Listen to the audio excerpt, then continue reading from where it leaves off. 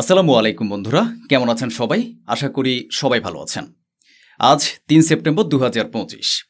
আজ আমি আপনাদেরকে দেখাবো ইয়েমেনের হুতিদের তরফ থেকে তেল আবিব ও আশদুদে বড় হামলা, একসাথে আর্মি হেডকোয়ার্টার, এয়ারপোর্ট, বন্দর ও জাহাজে আঘাতের দাবি, ইসরায়েলি ডিফেন্স মিনিস্টারের অদ্ভুত দাবি, হুতি নেতারা রাজধানী ছেড়ে পালাচ্ছে, গাজা সিটিতে মানুষের উচ্ছেদ আর হতাশা বেড়েছে, একদিনে ১০০-এরও বেশি ফিলিস্তিনি নিহত, ফ্রান্সের প্রেসিডেন্ট ইমানুয়েল ম্যাক্রোর ঘোষণা ফিলিস্তিনের স্বাধীনতা আর থামবে না, আমেরিকা ইরানের তেল নেটওয়ার্কে নতুন নিষেধাজ্ঞা জারি করেছে, নানা কৌশলে তেল বিক্রি করছিল ইরান, এবং ক্ষমতা ধরে রাখার পরও বাশার আল আসাদের সমস্যার শেষ হয়নি, ফ্রান্স জারি করেছে গ্রেফতারি পরোয়ানা। চলুন শুরু করি আজকের একটি বড় খবর দিয়ে। ইয়েমেনের হুতিরা দাবি করেছে তারা ইসরায়েলের মনে আতঙ্ক সৃষ্টি করেছে। ইয়েমেনের আনসারুল্লাহ মুভমেন্ট দাবি করেছে তারা সরাসরি আঘাত করেছে ইসরায়েলি আর্মির হেডকোয়ার্টার, একটি এয়ারপোর্ট এবং একটি জাহাজে। হুতি বা আনসারুল্লাহ মুভমেন্টের বক্তব্য অনুযায়ী ২ সেপ্টেম্বর রাতে তারা তেল আবিবে অবস্থিত ইসরায়েলি আর্মির general staff headquarter, Ben Gurion international airport, Ashdod বন্দর এবং একটি সমুদ্রগামী জাহাজে আক্রমণ চালায়। এই আক্রমণের মধ্যে সবচেয়ে বড় আঘাত হয়েছে জেনারেল স্টাফ হেডকোয়ার্টারের উপরে। হুতি সেনাবাহিনীর মুখপাত্র ইয়াহিয়া সারি আল মাসিরা টিভিতে এক বিবৃতিতে বলেন, তাদের সামাদফোর ড্রোন তেল আবিবে ইসরায়েলি আর্মির হেডকোয়ার্টারে গিয়ে আঘাত এনেছে। ইয়াহিয়া সারির দাবি অনুযায়ী তাদের ড্রোন আরও নিশানা করেছে হাদারা পাওয়ার স্টেশন, তেল আবিবের এয়ারপোর্ট এবং আশদুদ বন্দরকে। ইয়াহিয়া সারি তার বিবৃতিতে এসব কথা জানিয়েছেন। তার আরও দাবি, লোহিত সাগরের উত্তরাংশে থাকা একটি কন্টেইনার জাহাজ MSC এবিএর উপর ২টি ড্রোন এবং একটি ক্রুজ মিসাইল নিক্ষেপ করা হয়েছে, কারণ এ জাহাজ ইসরায়েলি বন্দরগুলোর সঙ্গে ব্যবসায়িক সম্পর্ক রাখে। ইয়াহিয়া সারির মতে তাদের সব ড্রোন ও মিসাইল সঠিকভাবে লক্ষ্যভেদ করেছে। হুতিদের এ সর্বশেষ চতুর্মুখী হামলা এমন সময় হল যখন কয়েকদিন আগে ইসরায়েল ইয়েমেনের রাজধানী সানাই হুতি সরকারের এক বৈঠকে বোমা বর্ষণ করেছিল। ওই হামলায় হুতিদের প্রধানমন্ত্রী আহমদ আল রাহাবি ও ১১ জন মন্ত্রী নিহত হন। এরপর থেকে হুতিরা ঘোষণা দিয়েছিল ইসরায়েলের জন্য এখন অন্ধকার দিনের সূচনা হয়েছে। অন্ধকার দিনগুলো কেমন হবে তার সময় বলবে।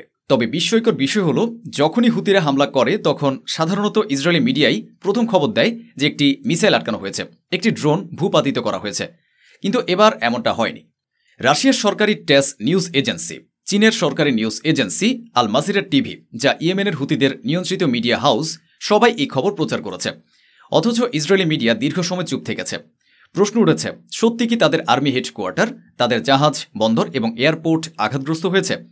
কিছু একটা গড়বড় আছে, কারণ অনেক ঘন্টা ধরে ইসরায়েলি মিডিয়া এ বিষয়ে নীরব ছিল।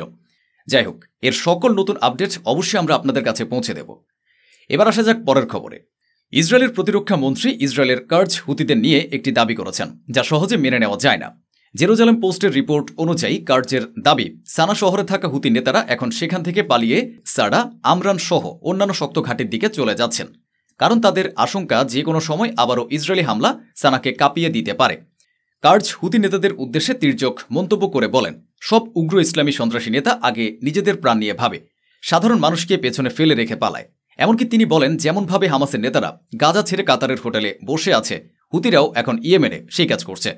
কার্জ হুঁশিয়ারি দিয়ে বলেন, আমরা এবারও তাদের নিশানা করেছে, আবারও স্বীকার করতে জানি। তবে কার্জ বলেননি নেতানিয়াহুর ছেলে কেন ইসরায়েলের বাইরে থাকে। এদিকে ইসরায়েলি সংবাদপত্র আরও রিপোর্ট করেছে, হুতি নেতৃত্বের বড় নাম যেমন মোহাম্মদ আলী আল হুতি, আব্দুল করিম আল হুতি, আবু আলী আল হাকিম, নতুন গোয়েন্দা প্রধান, হুতি সরকারের জ্যেষ্ঠ ব্যক্তি আহমদ হামিদ, তারা সবাই গত কয়েকদিন ধরে সানা শহর থেকে নিখোঁজ রয়েছেন। এটা বলা হচ্ছে যে হুতি নেতাদের পরিবারগুলোকে বাসের মাধ্যমে আমরান ও সাডা শহরে নিয়ে যাওয়া হয়েছে এবং হুতি লিডারদের হুকুম দেওয়া হয়েছে এখন আর যেন তারা কোনো সরকারি ভবন ব্যবহার না করেন এবং জনসম্মুখে কোথাও দেখা না দেন। আসল সত্য কি তা আগামী দিনগুলোতে পরিষ্কার হবে। আপাতত এটা কেবল ইসরায়েলি প্রতিরক্ষা মন্ত্রীর কথা, যেটা মেনে নেওয়া সত্যিই কঠিন। তবে অন্য দৃষ্টিকোণ থেকে দেখলে খবরটা সঠিকও হতে পারে। হুতি নেতাদের বাঁচানো তো স্বাভাবিক ব্যাপার। প্রতিটি ফোর্স তার নেতৃত্বকে সুরক্ষিত রাখে, আর তাদের নিরাপদ স্থানে সরিয়ে নেওয়া একটা নিয়ম বা প্রোটোকলের অংশ। চলুন পরের খবরে যাই। গাজা সিটিতে ইসরায়েলি সেনাদের দখলের আগে গাজার মানুষের দুঃখ কষ্টে ডুবে থাকা এক রিপোর্ট সামনে এসেছে। এক টিভি চ্যানেল গাজা সিটির মানুষদের সঙ্গে কথা বলেছে, যেখানে ইসরায়েলি সেনাদের আগ্রাসনের আগেই উচ্ছেদ আর ধ্বংসের চিত্র দেখা যাচ্ছে। কথোপকথনে গাজার মানুষদের হতাশা, রাগ এবং ভেঙে যাওয়া আশার প্রকাশ ফুটে উঠেছে। গাজার এক বাসিন্দা ক্যামেরায় বলেছেন, ৪০ বছর ধরে শুনে আসছি ইসরায়েলের কাছে পারমাণবিক অস্ত্র আছে, তাহলে একটি অ্যাটম বোম ফেলে দিক আর সব শেষ করে দিক। আর সহ্য হচ্ছে না, আমরা সম্পূর্ণভাবে হতাশ হয়ে গেছে।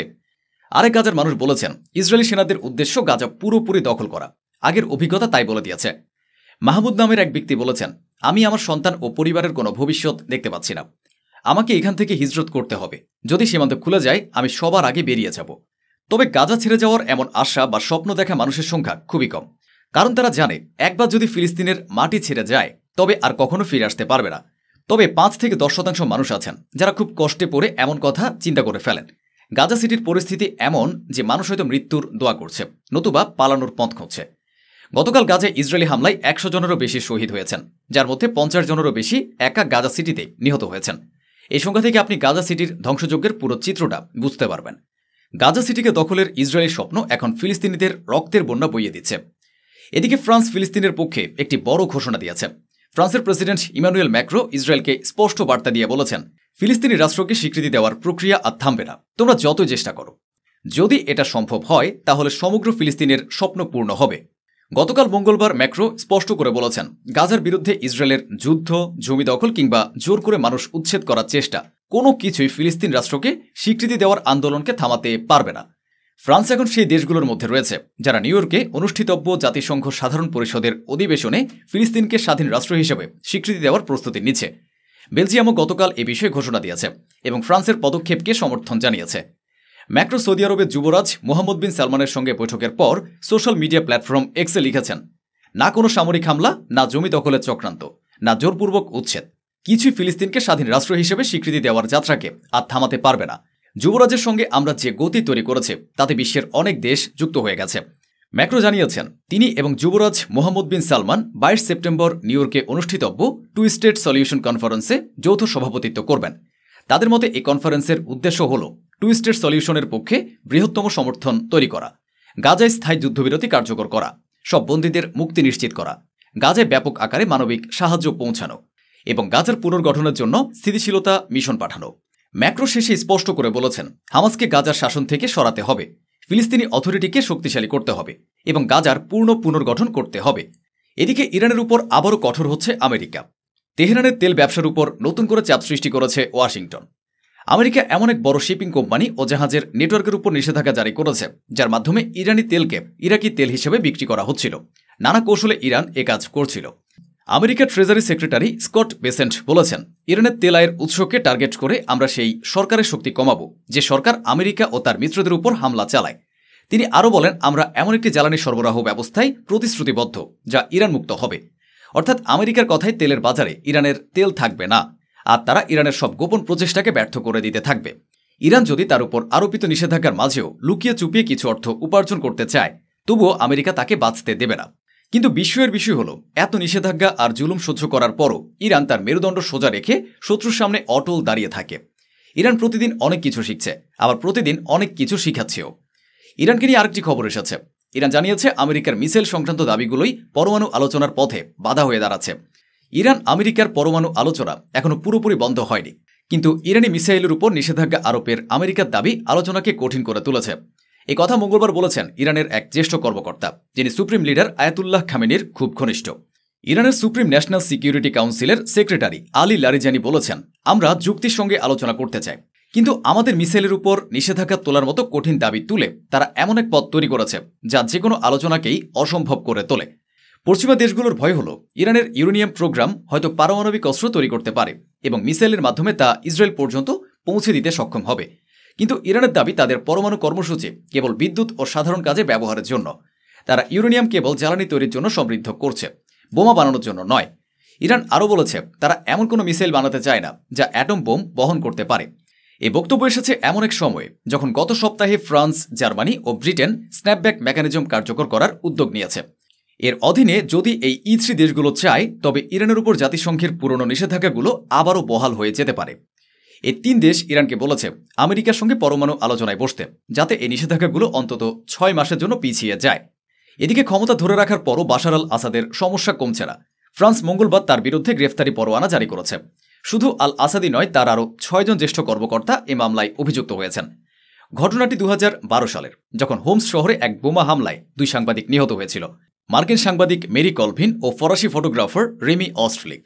সে হামলায় এক ব্রিটিশ ফটোগ্রাফার, এক ফরাসি সাংবাদিক ও এক সিরীয় অনুবাদকও নিহত হন। 2024 সালে বাশার আল আসাদ আহমদ আল শারার নেতৃত্বাধীন বাহিনী সিরিয়ার কিছু অংশ ও দামেস্কের অন্য এলাকায় প্রবেশ করার পর তার পরিবারকে নিয়ে রাশিয়ায় পালিয়েছেন। তবে এখনও তার সঠিক অবস্থান জানা যায়নি। এই যে গ্রেফতারি পরোয়ানা জারি হয়েছে তাতে তার ভাই মাহের আল আসাদ, সাবেক ইন্টেলিজেন্স প্রধান আলী মামলুক এবং সেই সময়কার আর্মি চিফ আলী আইয়ুবকেও অন্তর্ভুক্ত করা হয়েছে। তো বন্ধুরা, এই ছিল আজকের খবর, যা স্বচ্ছভাবে সঠিক তথ্যের ভিত্তিতে আপনাদের সামনে তুলে ধরা হলো। আশা করি আমাদের এই প্রচেষ্টা আপনাদের ভালো লেগেছে। অনেক অনেক ধন্যবাদ। সাবধানে থাকুন, সুস্থ থাকুন, সুখে থাকুন।